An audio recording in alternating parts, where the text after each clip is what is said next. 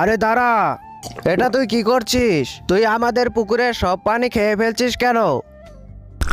হ্যাঁ ভাই, তাড়াতাড়ি আয়, আজকে এই পুকুরে গোসল করব। তাড়াতাড়ি না মিয়া। আরে ভাই, এত বড় পুকুরে এত কম পানি কেন? জানি না তো। আমি বলছি এখানে তো কোম্পানি কেন?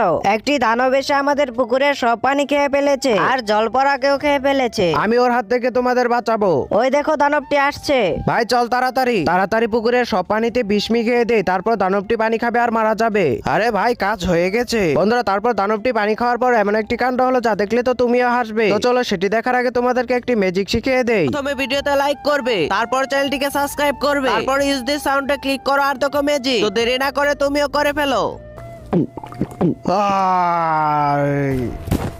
আরে ভাই, দানবটি তো মরে গেল, তুই এটা কিভাবে করলি? আমি পুকুরের পানিতে বিষ মিশিয়ে দিয়েছি। কি?